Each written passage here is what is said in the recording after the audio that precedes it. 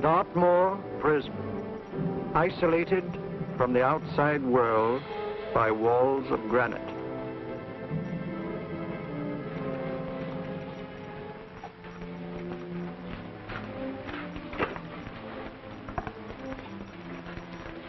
They say you could get out of here by merely telling what you know. You may or may not be another Scotland Yard bloke, but I'll give you the same answer I gave the others. I still have 2 years, 8 months, and 6 days left in which to make musical boxes. That'll be sold at auction for the benefit of this delightful sanctuary. And I intend to serve them.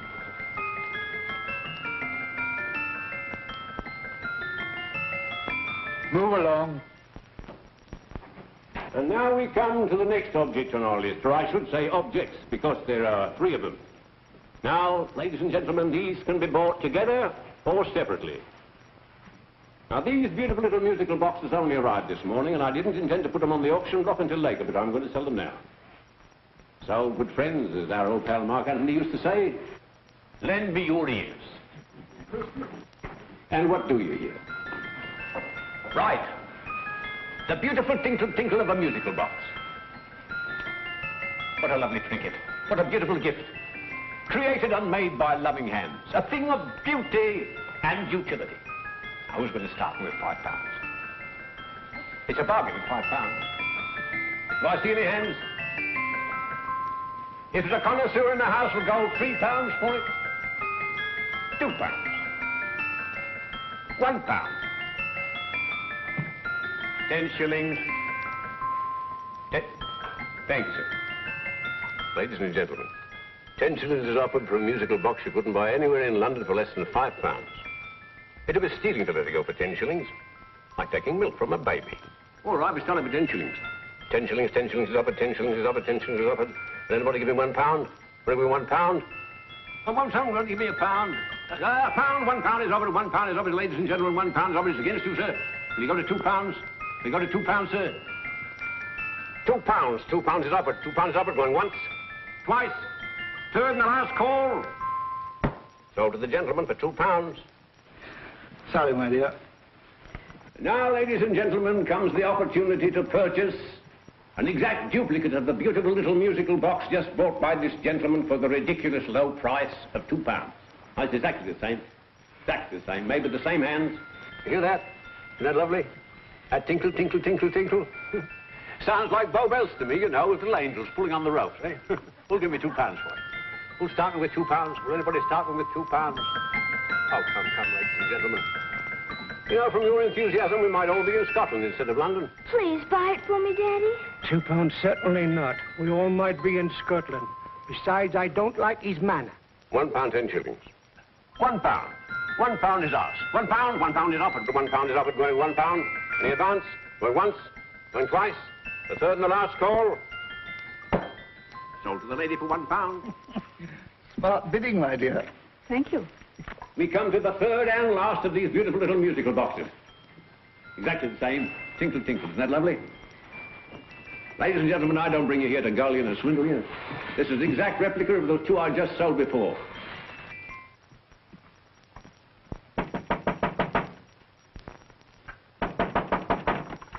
We're closed. But this is extremely important. Come in, sir, come in. I'm sorry to disturb you, but I was unfortunately delayed from arriving in time to bid on certain articles which I was rather anxious to obtain. Or perhaps they weren't sold, sir. We are carrying several things over. What might the articles be, sir? 3 identical musical boxes, about so large. Oh, I'm sorry, sir, but they were sold. Pity you weren't here to bid on them. They didn't bring anything like the real value. I'm most anxious to obtain them. I wonder if your records would show who the purchasers were. Oh, we don't usually give out that information, sir. For certain, shall we say, sentimental reasons, I'm most anxious to get in touch with the purchasers. I'd be willing to pay, shall we say, £5. Well, for certain sentimental reasons, sir, we'd be very happy to oblige. Alfred, today's sale. The 3 musical boxes. Musical boxes? Oh. Ah, here we are. The first purchase for £2 from Mr. Julian Emery, 52 Portman Square. Write these addresses down, Alfred. Yes, sir. Second didn't leave any name.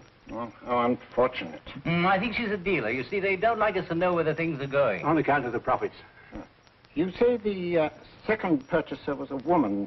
Can you give me a description of her? Oh, she was a young woman. Fairly tall, slender.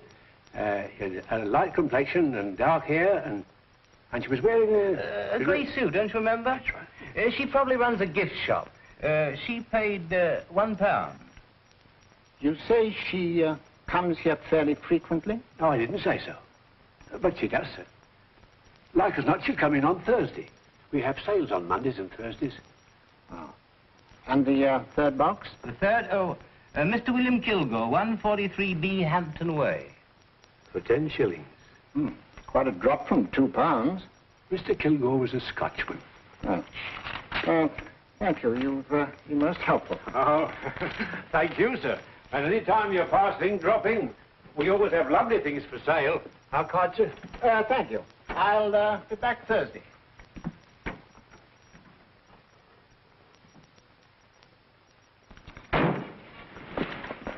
The message reached us too late.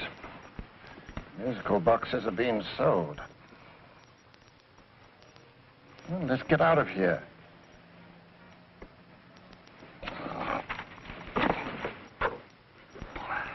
Someday you'll go too far. Reaching for a star, you fool. Yet a fool may touch a star, Colonel Cavanaugh, if he but reach high enough. But not possess it as you would. The musical boxes, they're being sold. What a pity for you, my dear Colonel. Is it my fault that the message reached us only an hour ago? Is it my fault that they were sold? You can't hold me responsible for that. Hope for your sake you're right.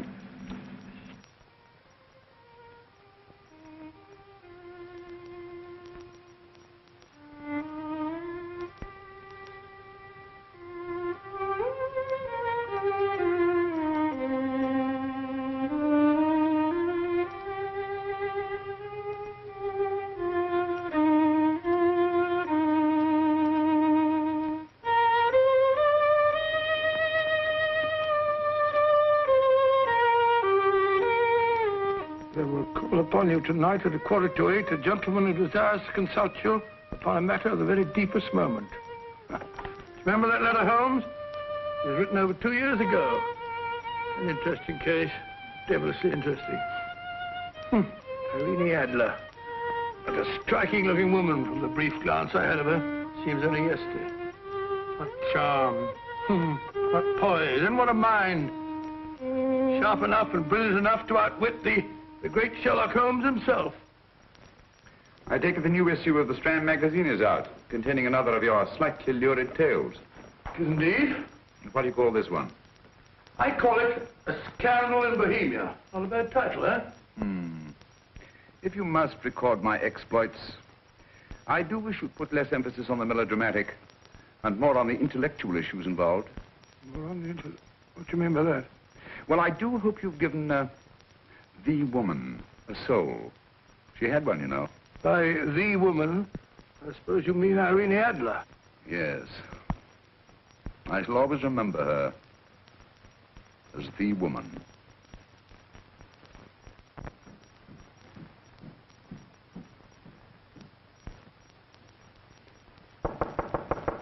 Dorian? I think. Stepper, old boy, how are you? How are you, old boy? I haven't seen you for years. I want you to meet my old friend Sherlock Holmes. Holmes, this is Stinky. In other words, Julian Emery. How do you do, Mr. Emery? Watson has often spoken of you. Oh, has he? Yes, we were at school together. Yes, more years ago than I care to remember, but you didn't come in here just to remind me of that. No, I just happened to be in the neighborhood and saw your lights burning, so I took the liberty of looking you up. Still writing your mystery stuff? Yes, there's a new one out this week. Good, I never miss them. Oh, good, thanks. I say that bandage makes you look very interesting. Still poking your nose into other people's business as usual? Who hit you? I haven't the foggiest notion.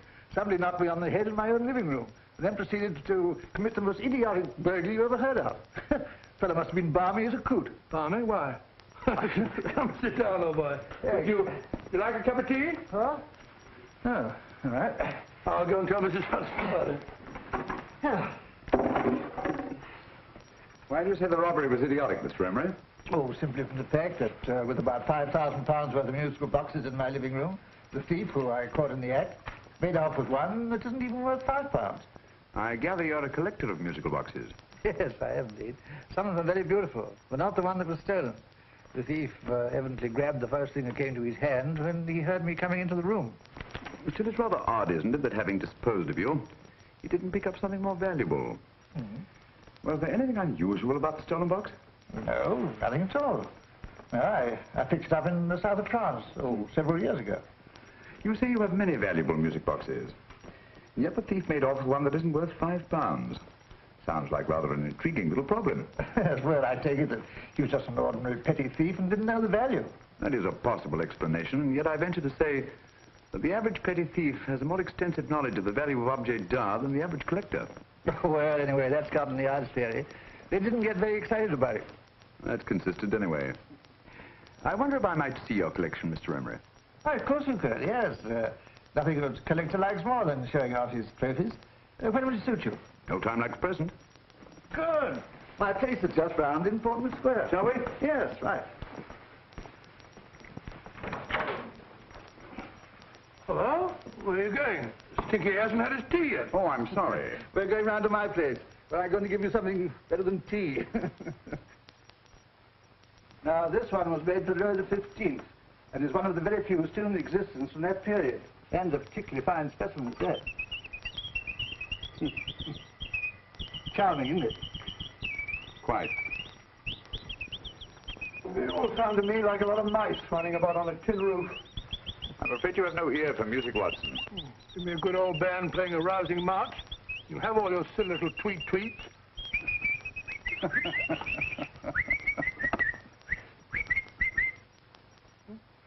No room.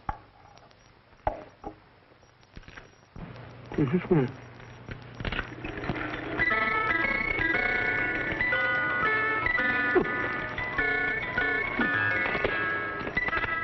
Stupid thing. Singing rabbit. What would you say offhand is the value of a box like that, Mr. Emery? Well, it's hard to say offhand, but I think it would bring about £500 or £600 today. It's the gem of my collection. Yet a thief who steals an oddity like a musical box passes up one worth £500 for one of almost no value at all. Odd. Very odd. What was a stolen box like, Mr. Emery? Oh, just a plain wooden box about so big. Mm-hmm. As a matter of fact, I have one over here almost exactly like it. I picked this up yesterday at an auction room in Knightsbridge. Paid only £2 for it. Of course, I wouldn't in the ordinary way add one like this to my collection, but the tune intrigued me. I'd never heard it before.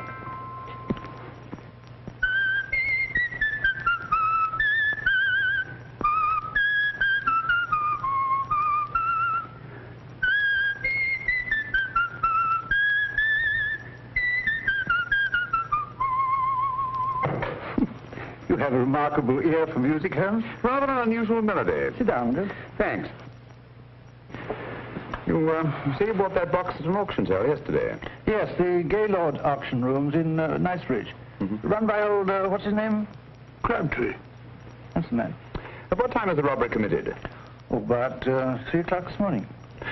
You know, Mr. Emery, that box and the robbery might well be cause and effect, especially since you say that the stolen box outwardly resembles this one a great deal. And Scotland Yard were not particularly interested, eh? Oh, yes, but I wouldn't blame them for that, especially as I told them I was quite unable to describe the thief, except, of course, for the fact that it was definitely a man. All you remember is that you came in here and someone struck you on the head. Yes, and the next thing I knew, my man was trying to revive me. It might be wise for you to put that box away somewhere and lock it up. Oh, I don't think that's necessary. Besides, everything's insured. Well, at least if any further attempts at robbery are made, I'd suggest that you call the police, rather than running into any personal danger. Oh, come, Holmes, aren't you being a bit of an alarmist? Possibly. Well, Mr. Gray, old Stinky, seems to me you are making rather a mountain out of a molehill. Molehill is the word, old boy, and it's time you were in bed. Thanks so much for letting us see your place. Well, it's been glad meeting you. Holmes, I can't understand why you were so mysterious. Seems to me the petty thief explanation was the only sensible one. Really? I can't see how you can believe it was anything else. I didn't say I believed it to be anything else. The petty thief theory is the obvious one, I grant you. However, it's often a mistake to accept something as true merely because it's obvious. The truth is only arrived at by the painstaking process of eliminating the untrue. We are not able to do that in this case without further data. Rubbish, you're pulling my leg. You're trying to turn a company halfpenny robbery into an international plot. No, I'm not. I just hope that your friend Stinky is a little more cautious in the future. Just in case.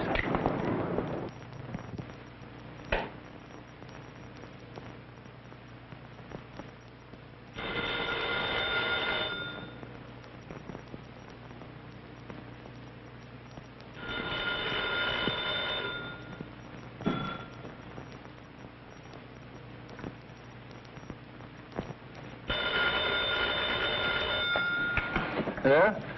Yeah? Julian Emery here. Who? Of course I remember you, Mrs. Courtney. Yes. Yes, you're the one bright spot at that appallingly dull affair of Lady Sansa's. Huh? Of course it isn't too late to come around. Yes, I shall be delighted to give you a drink. I tell you what, come straight up and I'll leave the door unlatched. Right, well, 15 minutes? Good. I shall be counting each moment. No, I mean that, really. Right, goodbye.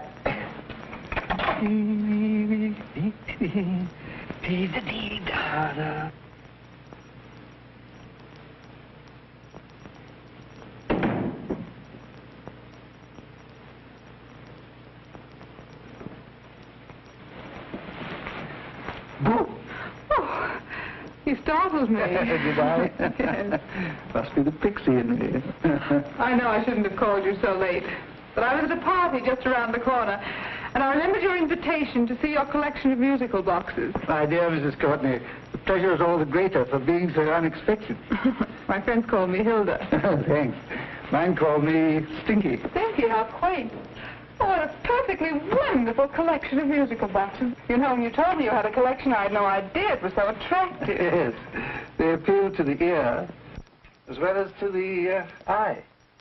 Oh, what a plain little one. Why, it looks just like a country cousin amid all this grandeur. No. You mustn't underestimate the country cousin. Only last night a burglar broke in here, and with all these to choose from, went off with one very much like it. Really? Yes, I don't mind the loss of the box so much, but I do resent this crack on the skull. But it makes you look so interesting. Oh, do you think so? Sorry, that's what old Fatso said. Fatso? I mean, Dr. Watson. He was here this evening with a friend, Mr. Holmes. He's interested in my collection, too. Sherlock Holmes? Yes. Do you know him? I've heard of him. Yes, he seems to think I'm in some sort of danger. What a haunting tune. It takes me right back to my childhood. Really? Do you know, it's odd that you should be interested in that particular musical box. Odd? Why? Because Mr. Holmes is also interested in it. He may have been more interested in the tune than in the box. My dear, yes, that's right. I remember now. He whistled it note for note, having heard it only once. Really? He must be a remarkable man. Bit of an alarmist, if you ask me. Don't you believe in warnings? Of course not. Who'd want a box like that? I would. You're not serious. Oh, but I am. Well, you put me in a very awkward position. I'm a collector, you know. And the collector buys but never sells. But if the price were high enough... Price has nothing to do with it. It's the principle of the thing. Yes, well, we haven't had our drink. No, thanks. I must be getting along. Must you really? I'm afraid so. You're not walking out on me, are you? My reputation. Stinky. I say, you know, you are an attractive woman. Thanks.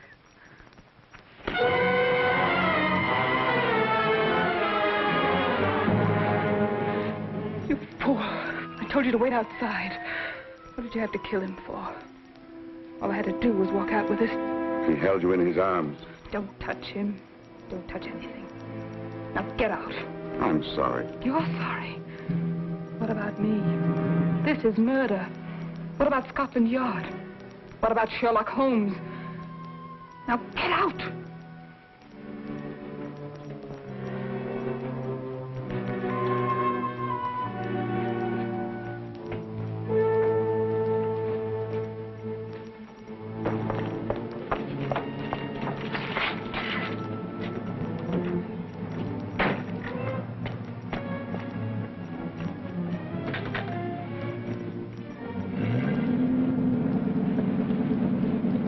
Did you get it? Good. Did you have any trouble with him? Just a matter of murder. Ah, Mr. Holmes. Hopkins? Thanks for coming so promptly. Inspector Lestrade suggested that I call through to you. Mr. Emery was the client of Mr. Holmes, Inspector. Indeed. You didn't mention that when I telephoned you, Mr. Holmes. Well, not exactly a client, Inspector. Sergeant Thompson? He was killed between the hours of 11 and 2 o'clock this morning, Mr. Holmes. Must have been someone he knew, someone of whom he had no suspicion. Poor old Stinky. It's all my fault. I should have prevented this. Well, it's no time to start talking about that now, Doctor.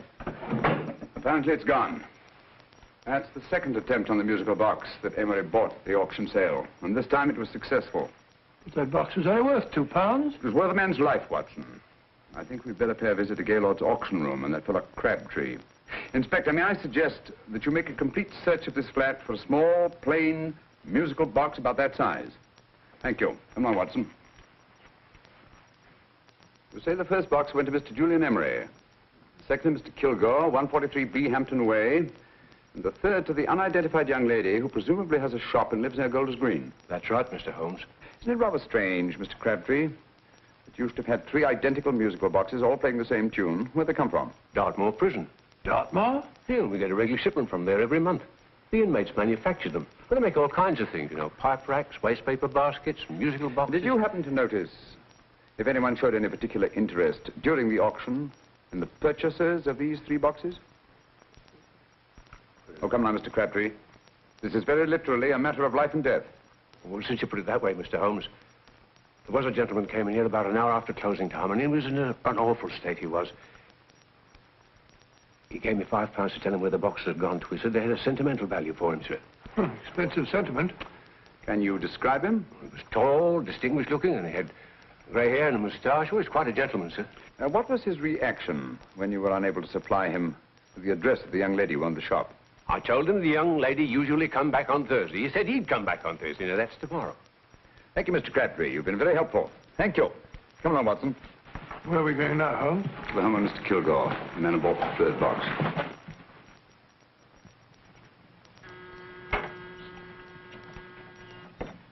But hang it all, Holmes, how do you know those other 2 musical boxes are of any importance? I don't, but I certainly have no intention of waiting until the owners are murdered to find out. No one at home. I hope that's the explanation. I'll have a look through this window.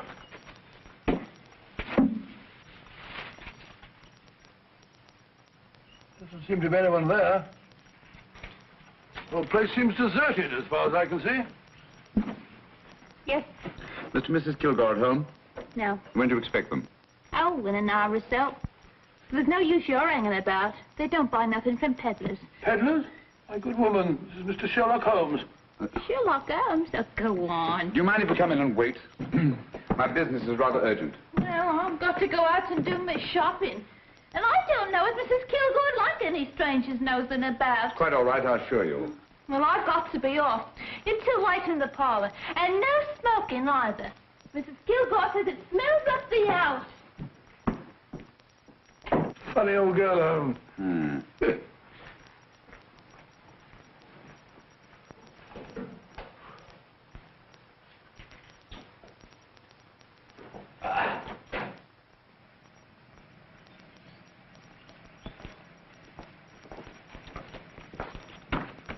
Park Lane.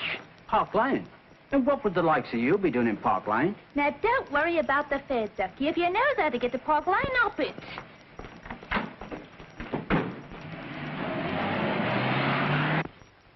You know, Holmes, I've been thinking.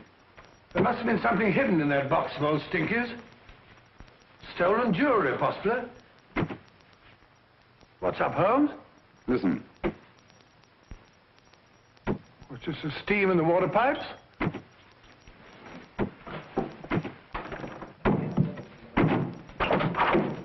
Watson! Great Scott! Come on, Holmes.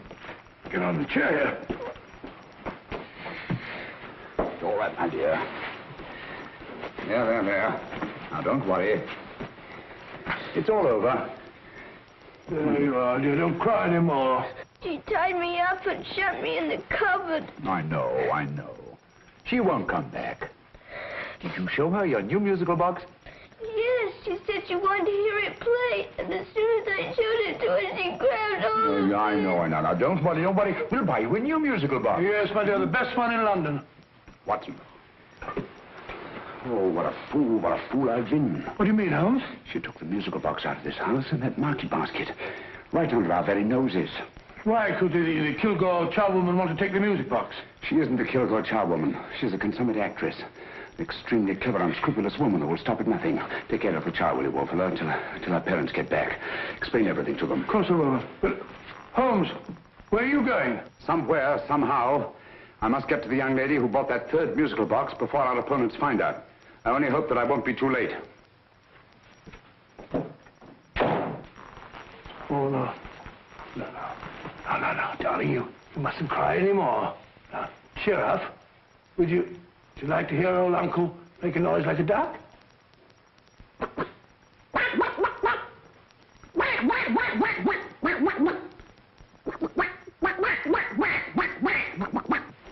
Oh, sorry.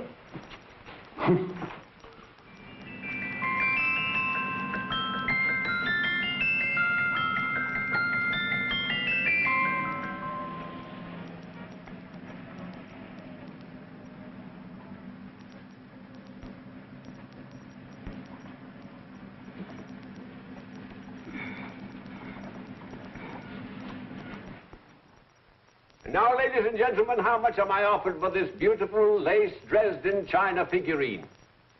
A lady of the French court. Now, this is the genuine article. What a beautiful ornament for your mantelpiece. Or you could use it as a centerpiece on the dining room table. Now, will somebody start me for £10? Will somebody start me for £10? £8? £7? All right, £5 is offered, £5 is offered, £5 is offered, £5, 10, £5, 15, £5, 15. £6 is offered, £6, going once, going twice. The third and the last call will be all done. Sold to the lady from Twickenham for £6. Next, we have a real museum piece, ladies and gentlemen. A fine 19th century doll. A costume and exact replica of the holiday clothes worn by the Hungarian peasant women. Now, ladies and gentlemen, an article like this will cost you from £15 to £20 in a West End shop. I'm not going to ask for anything like that. Who'll give me £2 for it? £2. Anybody offer me £2? £2 for the Hungarian? £2? £1. What? Does anybody give me £1? Anybody offer me £1 for the doll? £1 is offered, ladies and gentlemen. £1 is offered. Now, I'm not going to waste your valuable time or mine in trying to get one half of what this beautiful doll is worth. If the young lady can steal it for £1, that's her good fortune. So it's going once, it's going twice, the third and last call. Any more? Sold to the young lady for £1. And now, ladies and gentlemen, may I draw your attention to something which may be a great surprise to you, worthy of any collection. The only other one like it is in the British Museum. It's a Ming vase of the 7th dynasty. This vase lay in a large collection somewhere outside Rome for over 2 centuries, I understand. It was discovered there by the noted antiquarian Sir Andrew Coppleston. Now, some of you may remember Sir Andrew Coppleston. Besides being a noted traveler and antiquarian, he's also a gentleman rider.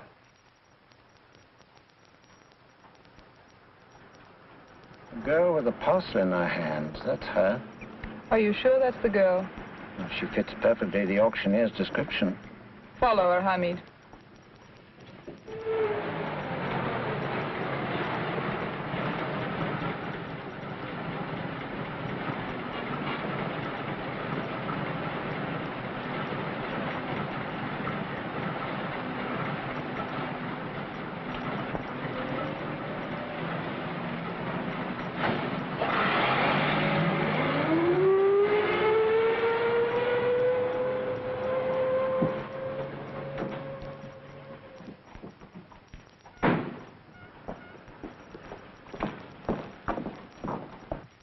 Lovely, dear. And only £1.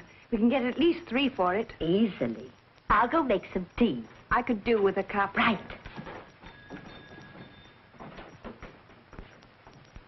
Good afternoon. Good afternoon. I'm looking for a birthday gift for a 7-year-old girl. What would you suggest? We have some lovely dolls. Now, this Hungarian... I think she has enough dolls already. Books are always welcome. Well, I'm looking for something a little different. Oh, that's rather cute. What is it? Well, that's a musical box. Children always love them. And this is an exceptionally nice one. It plays many tunes.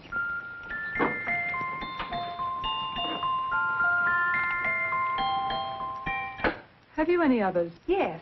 If you'll just get this way. I have only 2 left.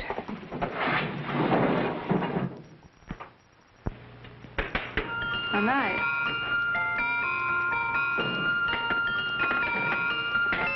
Are you sure this is all you have? I'm sorry. They're rather hard to find, you know. That's our entire allotment.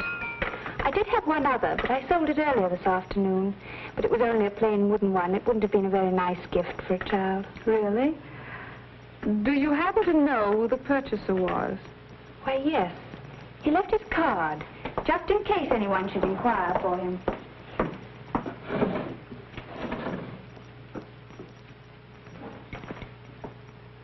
How interesting. I'm sorry, but I'm afraid I'll have to look a bit further. Thank you anyway. Good afternoon. Thank you.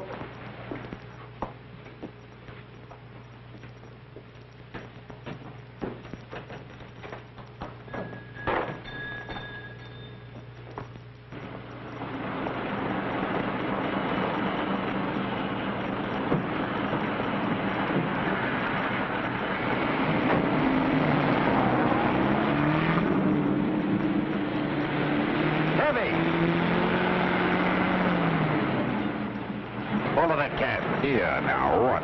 Scotland Yard. Hop in.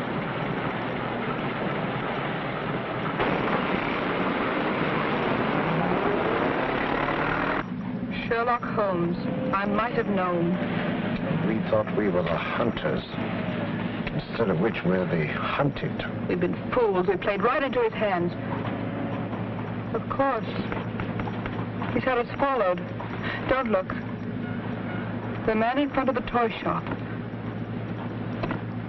Hamid, turn sharp right at the next corner and again at the next.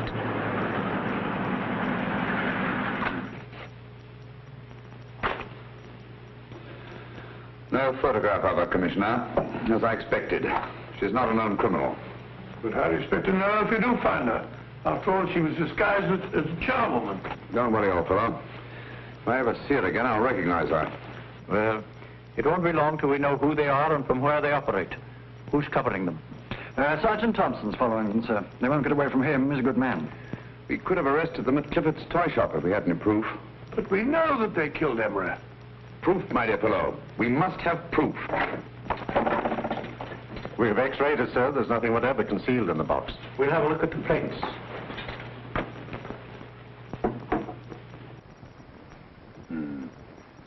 There must be some clue.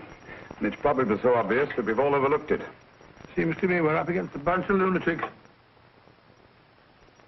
Not lunatics, my dear fellow. Extremely astute, cold-blooded murderers. What can these little musical boxes have in them that's so important? Don't forget, they were made in Dartmoor prison. You can smuggle stuff into prison, but not out. You want us to break the box apart, sir, to see if there's anything the x-ray hasn't caught? No, not yet. Do you mind if I take it? Certainly. Thanks.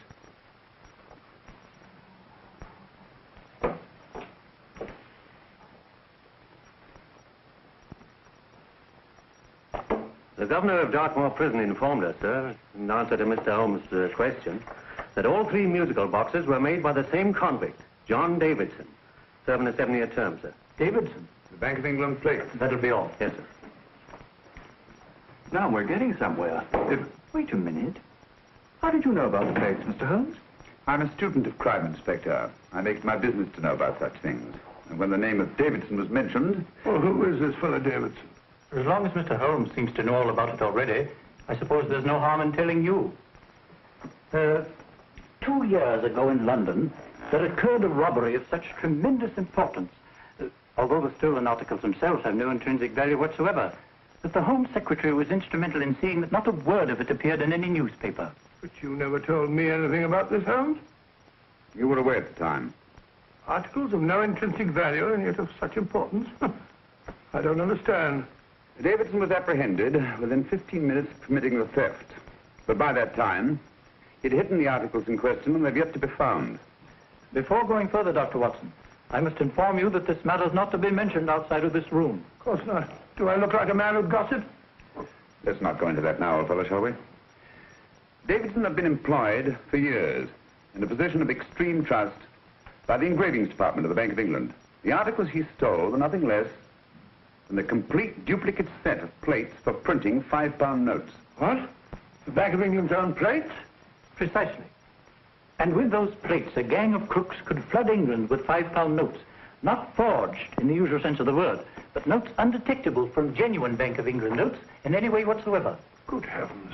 Any whisper at all might have resulted in enormous damage in shaking public confidence in the Treasury. We tried everything after we arrested Davidson. Offered him a shorter sentence if he'd tell us where he'd hidden the plates. Why, we even put in Scotland Yard men with him as cellmates, but no result. Obviously, Davidson's a man of strong character and infinite patience. Yet suddenly he feels impelled to smuggle out the secret of the hiding place of the plates to his confederates. Why? I don't understand, Mr. Holmes. Well, for example, has the Bank of England made any plans to radically change the design of the £5 note so that in, say, 7 years from now, notes made from the stolen plates would be worthless? Confidentially, Mr. Holmes, such a move was discussed.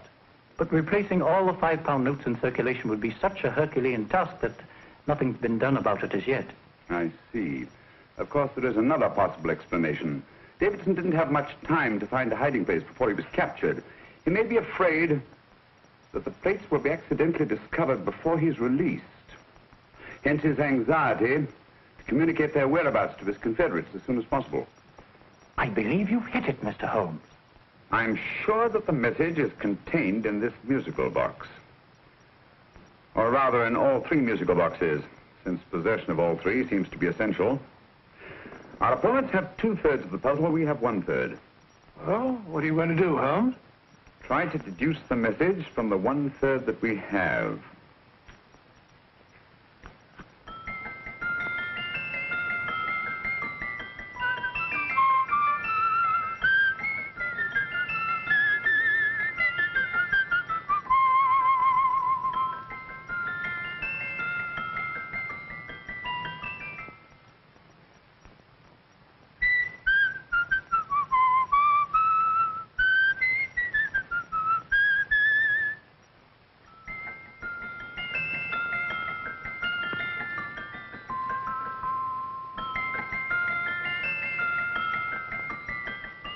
It's the same tune as the one played by Emery's musical box.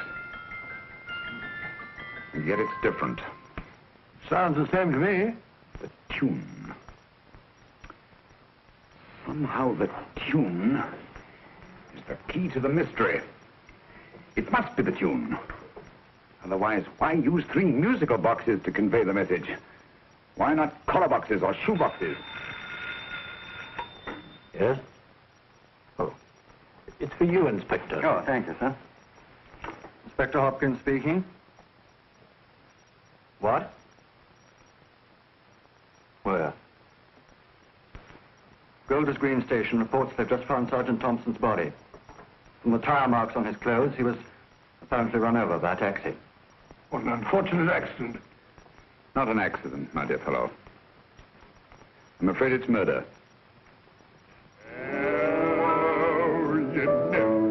Just who you're going to meet when you're walking down a busy London street. Mrs. Orchid, Mrs. Brown, any subject of the crowd. Oh, you never know just who you're going to meet. So you better hold your topper in your hand, just in case you meet a lady on the Strand. Girls will think you're kind of sweet, and your day will be complete. Oh, you never know just who you're going to meet. Now, a gentleman is judged by his appearance. Yes, a gentleman is judged by how he talks. Now, he's much better off when he's acting like a top, especially if he's taking him a walk. What on earth is this outlandish place? A rendezvous for actors. Actors? Buskers, old boy. You've seen them 1,000 times. Actors who entertain the queues, waiting outside theaters.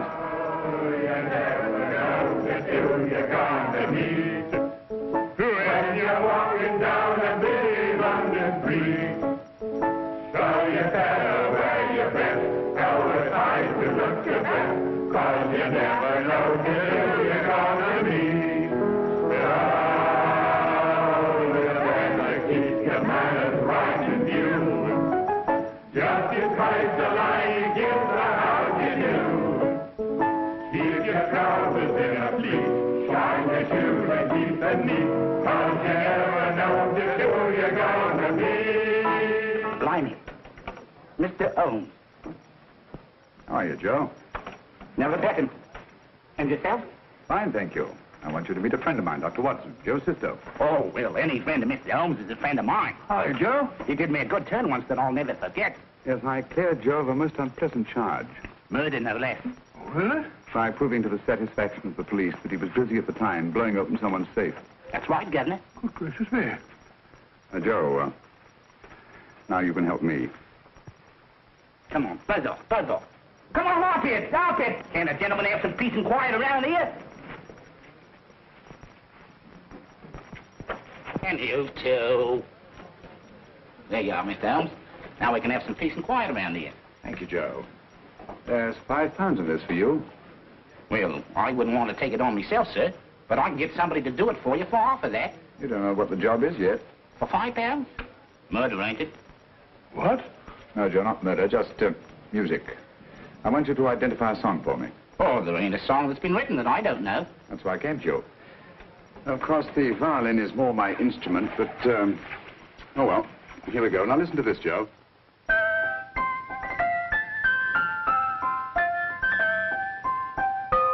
Wait a minute. You're playing that wrong. That should be E natural, not E flat. You know the song? Oh, yes. It's an old Australian song called, The Swag Man. But you're playing it all wrong. That's what I hoped you'd say. Now listen again, Joe.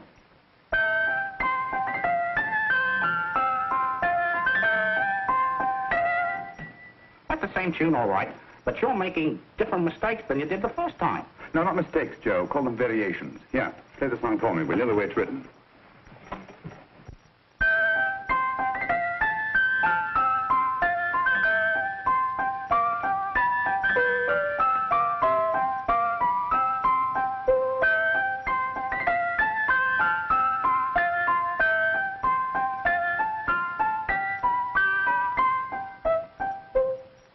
There you are.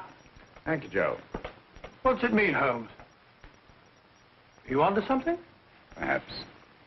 I don't know yet. It's probably a code of some sort. Joe? Could you write the song down for me? The way it was originally written? Oh, sure, Mr. Holmes. But it'll take a few minutes. Here, Mabel. Pale ale. Come on, off to it. On with it.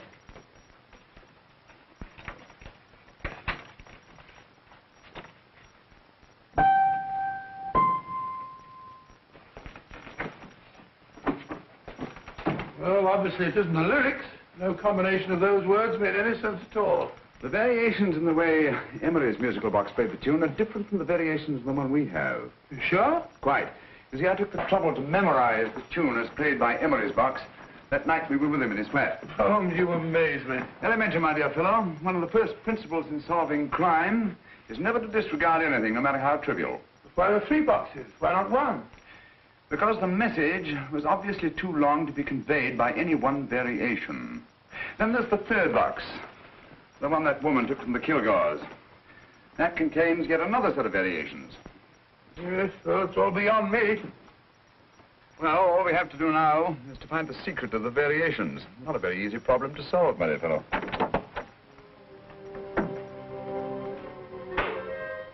Hello. What's up? We've had company. I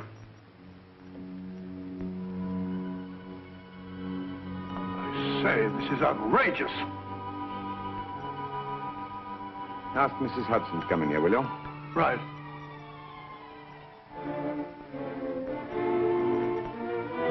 Mrs. Hudson? Yes? Oh, there you are. Will you come up here at once, please? Oh, coming, sir.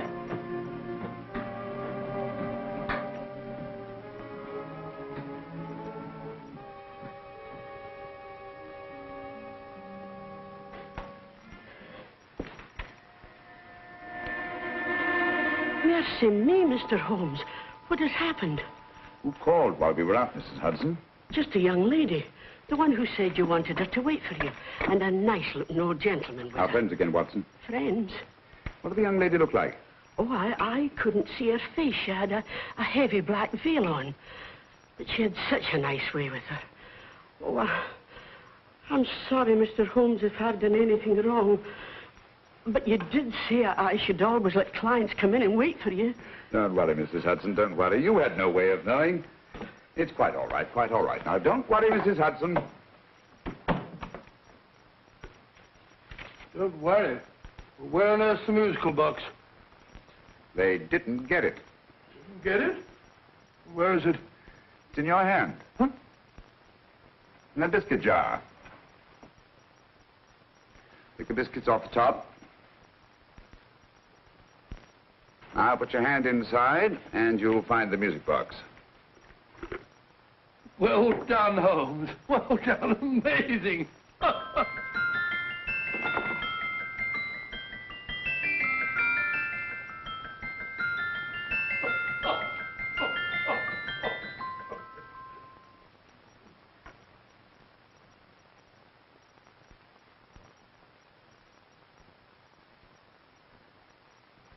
Whew.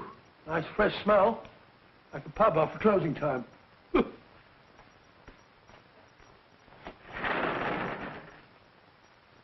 I say, Holmes, What?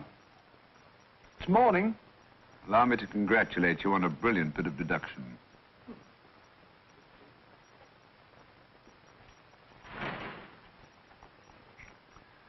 It's not a transposition, not a polygraph transposition, not a trigraph, nor any known form of decoding.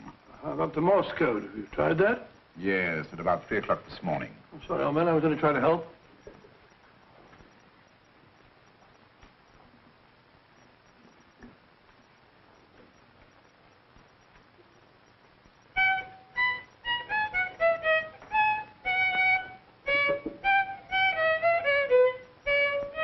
Oh, do me a favor.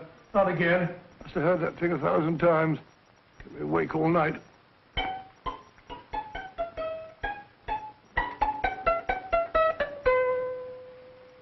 Not a very distinguished composition, I grant you. You know perfectly well I don't know one tune from the other. When I was a kid, my people tried to have me taught the piano. I've always felt sorry for that old teacher of mine. The poor old girl finally reached the point of numbering the keys for me. 1, 2, 3, 4. Even then, I never progressed beyond it. Numbering the keys, Watson. The 19th key of the keyboard is the 19th letter of the alphabet. S. Here.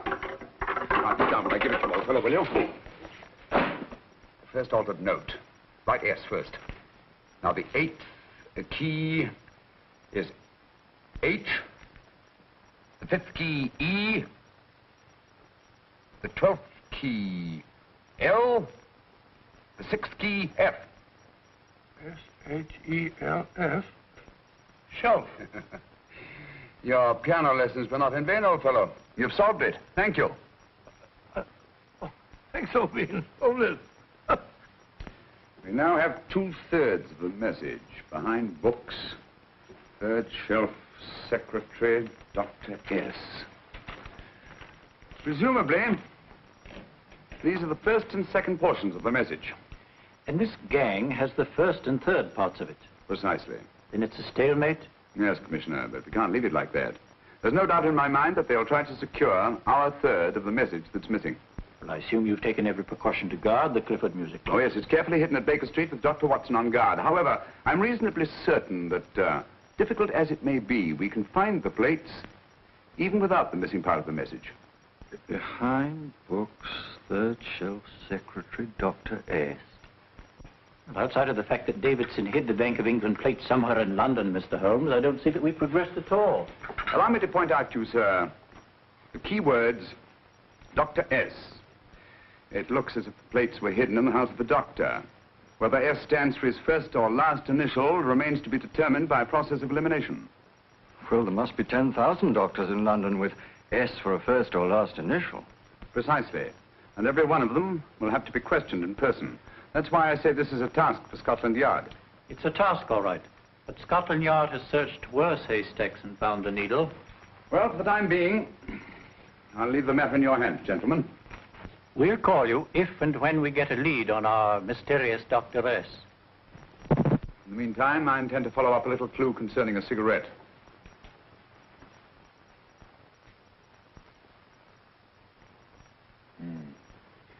You're certain of the identification of the tobacco? Absolutely. I have made up this special blend for only 3 customers. It is almost pure Egyptian, with admixture of latakia for added body, and a pinch of perique. Merely a whisper, as one might say, for elusive fragrance. Yes, yes. And the 3 customers? Major Wilson in Bombay, India. Mrs. Catherine Leamington Smith in Ireland. Yes, and the 3rd? Mrs. Hilda Courtney of Park Mansions, Bryanston Square. Thank you. Thank you very much. You've been most helpful. It is a pleasure to have been of service, Mr. Holmes.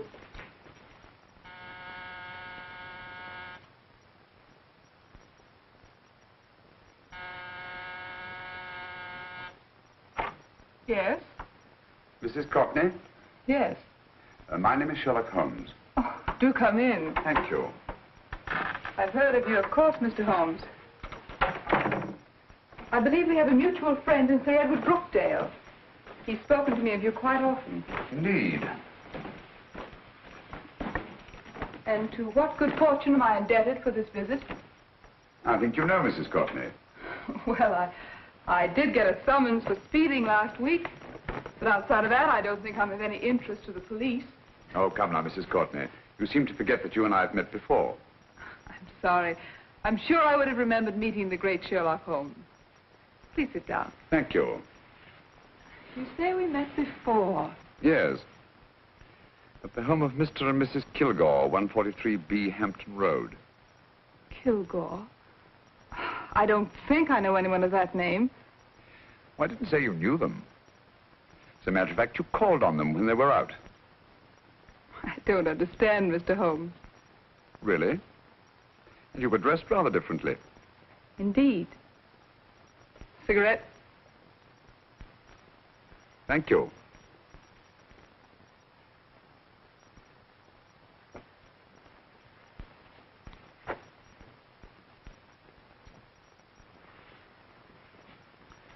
Thank you. You know, Mrs. Courtney, people generally forget, in assuming a disguise, that the shape of the ear is an almost infallible means of recognition and identification to the trained eye. Evidently, you've mistaken me for someone else. Oh, no, not at all. Though naturally, I expected your denial. But when you paid your visit to my rooms at Baker Street, you carelessly left behind another identification. They're, identical, aren't they? Yes, I must admit they are. You see, Mr. Holmes, to catch one as clever as you, I had to use a very special lure. I knew you'd be unable to resist the bait of my cigarette, having read with great interest your monograph on the ashes of 140 different varieties of tobacco. I should advise you not to move, Mr. Holmes. I must congratulate you on your ingenuity, Mrs. Courtney. It was indeed a brilliantly designed trap. Thank you, Mr. Holmes. Praise from a master is indeed gratifying. I shall always cherish the memory of your flattering words. Memory? Precisely. I'm afraid these gentlemen have a most regrettable task to perform. Unless, of course, you care to turn over the missing musical box with your pledge to take no action against us in the future. I'm afraid that will be impossible. I thought that would be your answer. Hamid! Careful! Careful. There's no need to be unnecessarily rough with our distinguished guest. You realize, Mr. Holmes, that your demise will not take place here. The corpus delicti, you know. Well, naturally. Shall we go? It's so fearfully awkward having a dead body lying about. Don't you agree, Mr. Holmes? Another dead body shouldn't weigh too heavily on your conscience, Mrs. Courtney.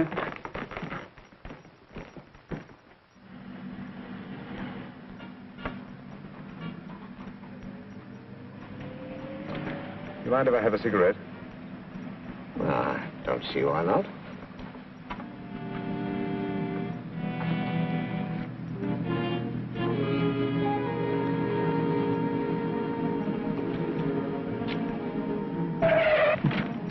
Be careful, Hamid. It's the brakes, they bind. Thank you, Colonel Kavanagh. It's very considerate of you.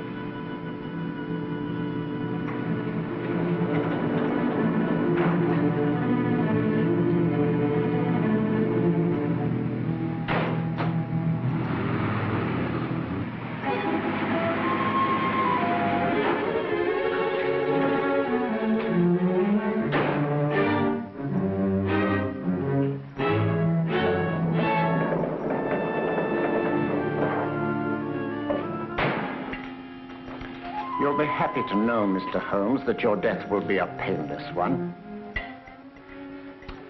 Hamid, attach this to the motor of the taxi. That little attachment, my dear Mr. Holmes, contains the deadly fluid known as monosulfide. The Germans use it with gratifying results in removing their undesirables.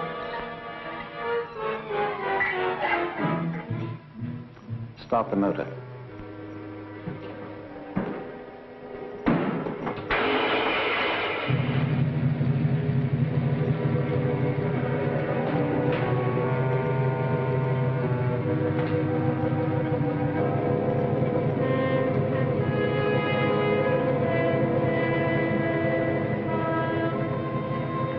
Tape his mouth.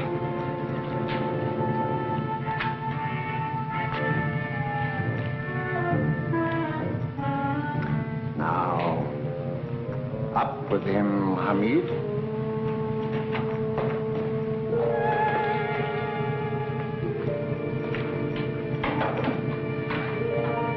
You find yourself like Muhammad's coffin, Mr. Holmes, suspended between heaven and earth. Plenty of fuel in the tank? Good. It would be too bad to have anything go wrong through so simple an oversight.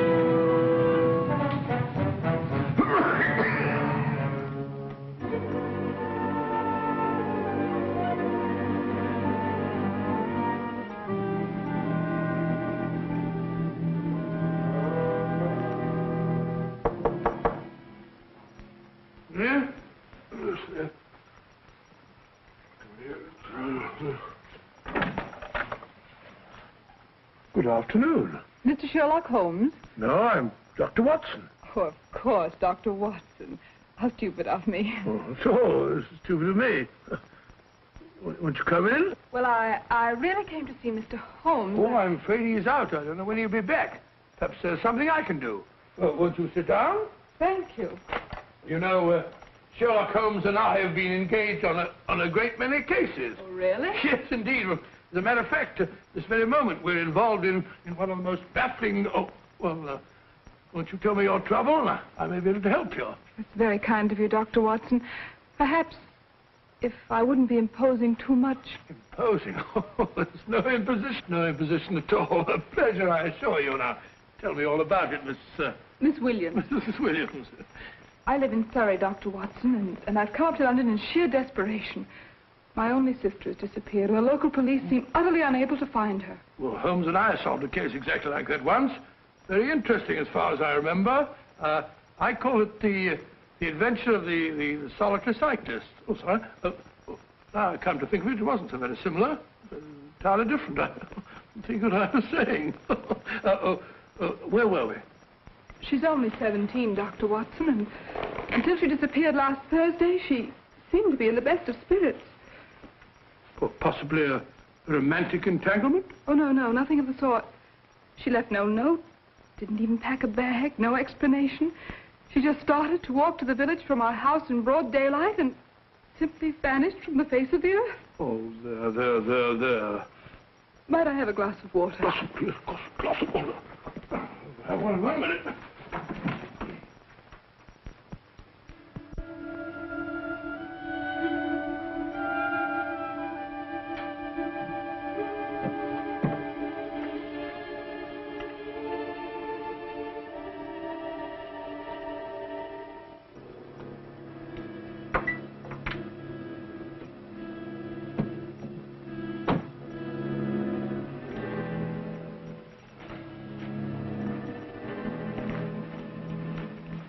There you are, my dear. Thank you, Dr. Watson. No, you're not to cry anymore. You must pull yourself together. Oh, I feel much better already knowing that you're going to help me. Oh, Dr. Watson, look! Good heavens! Get through the fire brigade, quickly! Haven't you a fire extinguisher? By George, we have in the kitchen.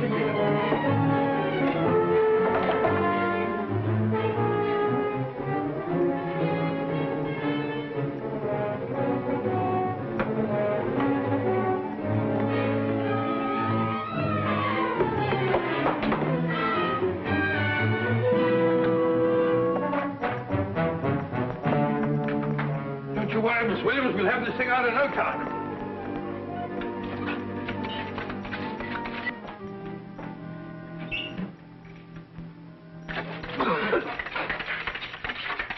That's got it.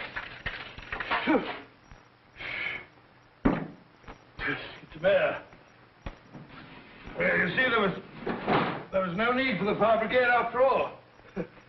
I hope you weren't too frightened, Miss Williams. Oh, gone. That's the trouble with women. They always lose their heads in an emergency.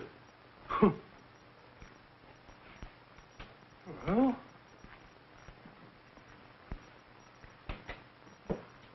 a musical box. Great Scott! Miss Williams!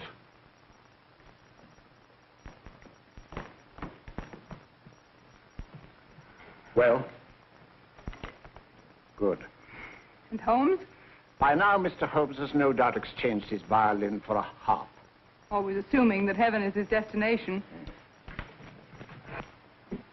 And now that we have the missing musical box.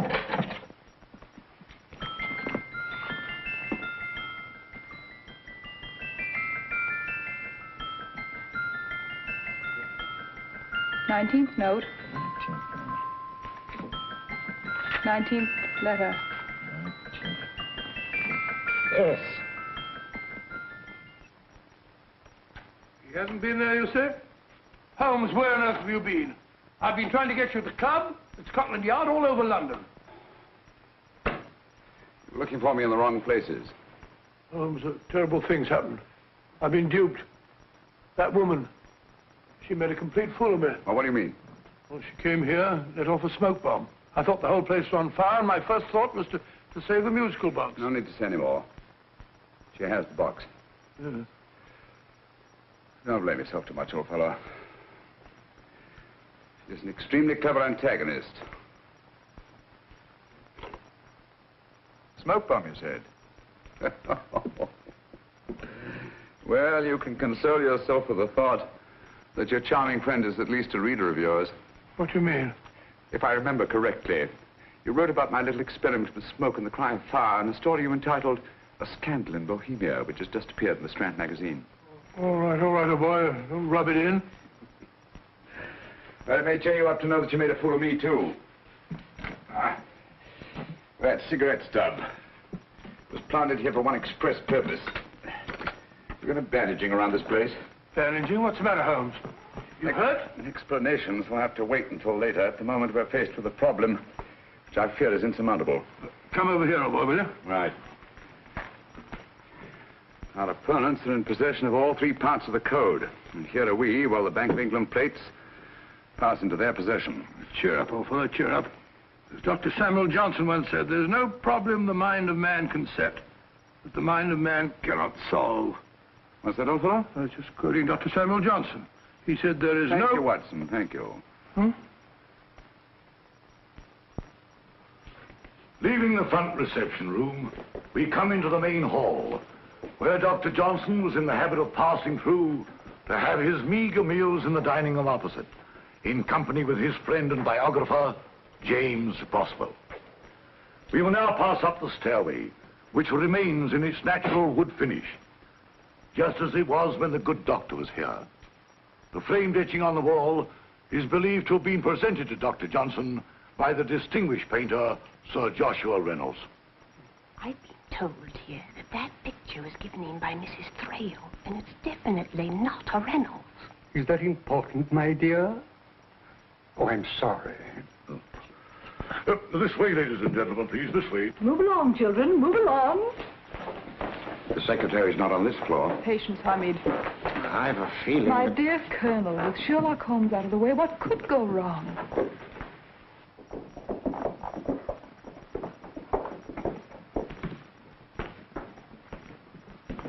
And here we have the Garrett Library, in which Dr. Johnson wrote his famous dictionary, and in which you will see also many of the great man's books and other items of interest. Step forward, ladies and gentlemen, please, step forward. Standing in the corner is the secretary, which contains many of the original works by the literary genius. On this table, Dr. Johnson's cat, Hodge, used to sleep while his master worked. A strange thing about this cat, ladies and gentlemen, was its love of oysters. They do say that the dear doctor often went hungry to find the cat that delicacy. What a pity. Now we will visit the grey room, which is immediately below us, in which you will see the very bed in which Dr. Johnson died. What did he die of? Gout. Just gout. This way, ladies and gentlemen. Mind the steps, please.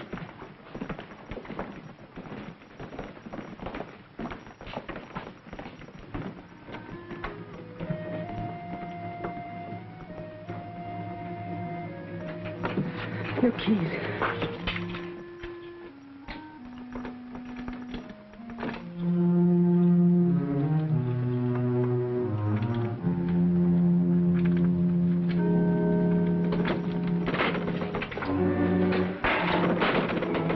Third shelf up.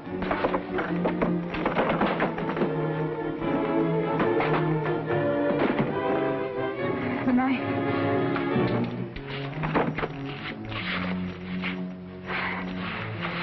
Gentlemen, the Bank of England plates.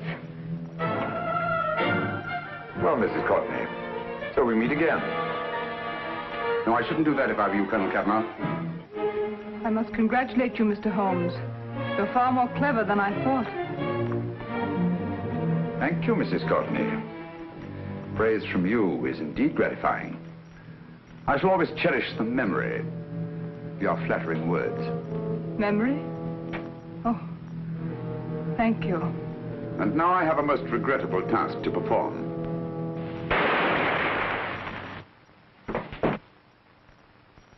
Holmes! Coming, Holmes! Holmes! You all right? Perfectly, thank you, old fellow, but I think this gentleman on the floor requires some medical attention. We must see that he looks his best, you know, when he's hanged. Take them in charge.